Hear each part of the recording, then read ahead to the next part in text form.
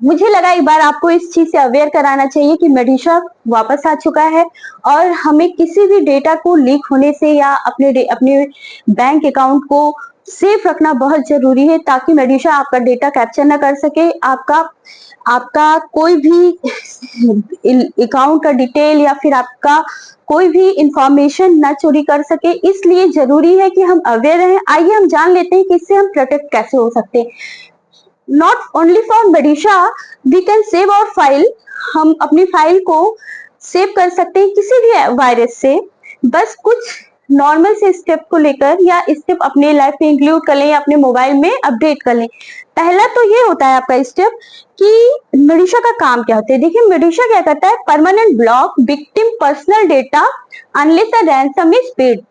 Means victim का मतलब हम जिसके साथ ये घटना घटती है वो व्यक्ति, उस व्यक्ति को उसका डेटा तब तक वापस परमानेंट लॉक कर देता है ये वायरस उस व्यक्ति के लिए जब तक उसे रैंसम का मतलब पैसा या फिर उसके बदले मनी ना दे।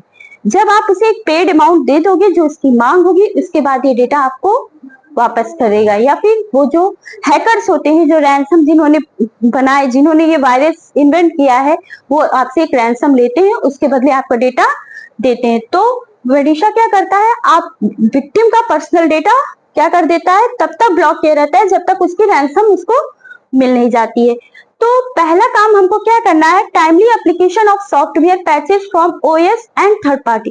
कभी भी हम अपना सॉफ्टवेयर जब अपडेट करें तो हमें टाइमली अपने सॉफ्टवेयर के पैचेस को अपडेट करते रहना अपने थर्ड पार्टी से। मतलब कि जैसे जैसे ये आपका कोई भी एंड्रॉइड सिस्टम का सॉफ्टवेयर हो या कोई भी सॉफ्टवेयर हो, जो भी इसके पैचेस हो, आप एक बार जब उसका नया वर्जन आए तो जरूर चला के उसे अपडेट कर लें। ठीक है, अपने फाइल के अपने सॉफ्टवेयर के पैचेस को कॉन्टिन्यूसली आपको अपडेट करते रहना है, बट मोस्टली थर्ड पार्टी जो भी आपकी ऑथेंटिकेट थर्ड पार्टी हो उसी से।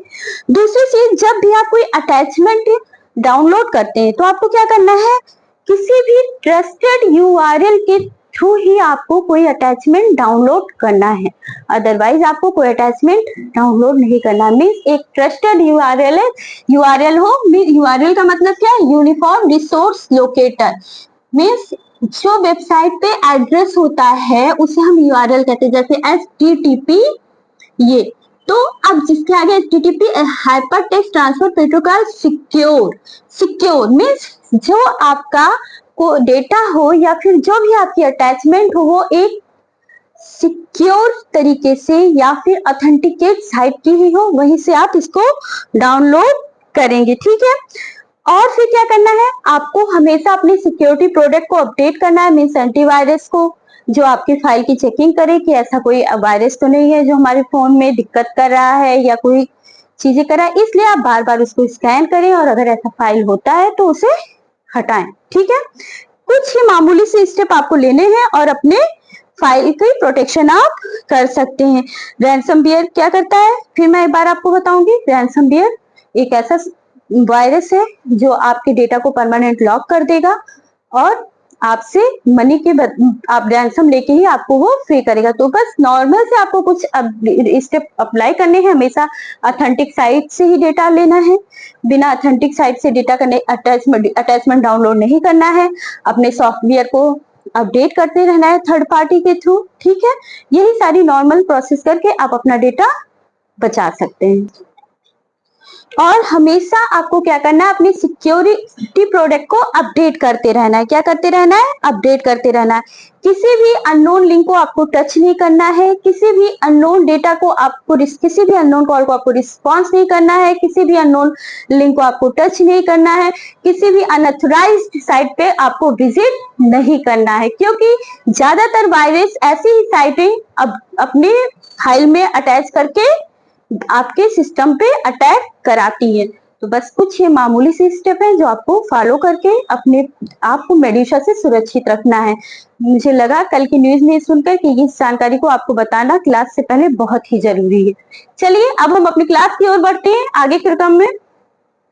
तो जैसा कि हमने लास्ट टाइम पढ़ा था प्रिंटर के बारे में, आज हम क्या पढ़ेंगे, सीपीयू के बारे में। सीपीयू की एक नॉर्मल सी एक लाइन में सिंगल डिफिनेशन ये है, the brain of computer system. Computer का ब्रेन कहा जाता है, सीपीयू को क्या कहा जाता है, कंप्यूटर का ब्रेन कहा जाता है। जैसे हमारी बॉडी में हमारा ब्रेन हमारे लिए सारे प्रोसेस, सारे ऑपरेशन, सारे टास्क परफॉर्म करता है, सेम वैसे कंप्यूटर की बॉडी में सीपीयू ही सारे ऑपरेशन, सारे टास्क, सारे प्रोसेस को परफॉर्म करता है। तो CPU stand for central processing unit. Central processing unit, CPU को फुल फॉर्म में हम क्या कहते हैं? Central processing unit.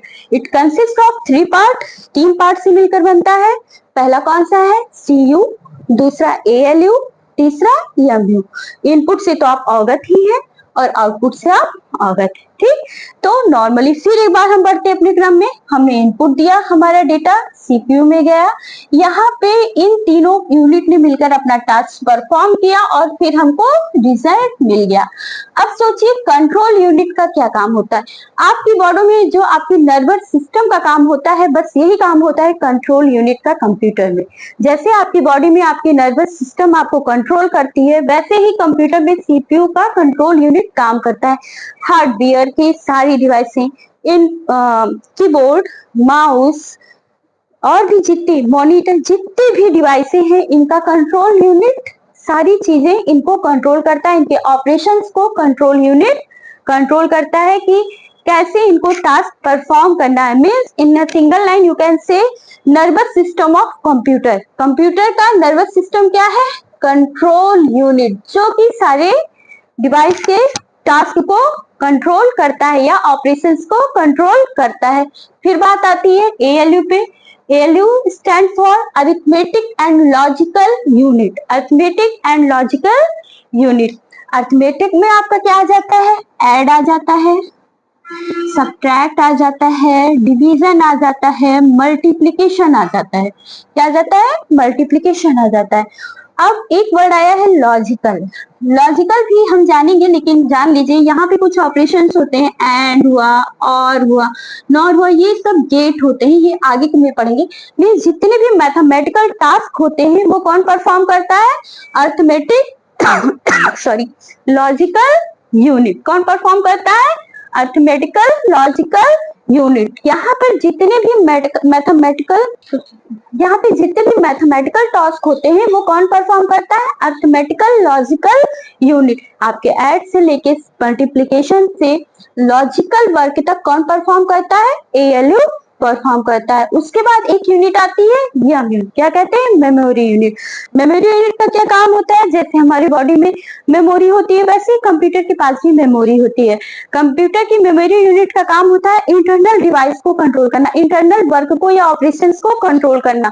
Internal operation क्या? जैसे आपने लिखा 2+2, तो ये एक इंटरमीडिएट रिजल्ट होता है जब तक हमको फाइनल रिजल्ट 4 नहीं मिल जाता है। जब तक आप इंटर नहीं प्रेस करते हो 4 आपके सामने नहीं आ जाता। ये इंटरमीडिएट रिजल्ट कहलाता है, मीन्स बीच का डेटा। और ये डेटा आपका कहाँ स्टोर होता है? मेमोरी यूनिट में, रैम में। तो हमारा जो मेमोरी यूनिट है वो हमारा डेटा स्टोर करने का पार्ट है। ये भी मेमोरी यूनिट में भी कई तरीके की मेमोरी होती है। एक होती है प्राइमरी मेमोरी और एक होती है सेकेंडरी मेमोरी। एक होती है सेकेंडरी मेमोरी। क्या होती है?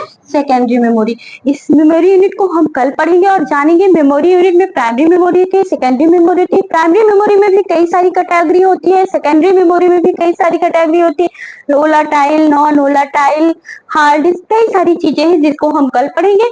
एक शब्द सीपीयू के साथ आता है जीपीयू। जीपीयू, तो सीपीयू के साथ साथ मैं इसे भी बताते चलिए, जीपीयू का मतलब ग्राफिकल प्रोसेसिंग यूनिट। जितने भी आपके विजुअलाइजेशन होते हैं या आपके पिक्चर्स होते हैं उसको कौन कंट्रोल करता है? ये जीपीयू। ग्राफिक्स को कंट्रोल करने वाला आपका कौन होता है सीपीयू में? जीपीयू। जीपीयू आपके जितने भी पिक्चर्स होते हैं या विजुअलाइजेशंस होते हैं या फिर जितने भी ग्राफिकल चीजें होती हैं, ये कौन कंट्रोल करता है? ग्राफिकल प्रोसेसिंग यूनिट, ठीक है। तो ये थी आज की क्लास। कल फिर मिलेंगे और हम पढ़ेंगे मेमोरी के बारे में। सावधान रहिए। नमस्कार।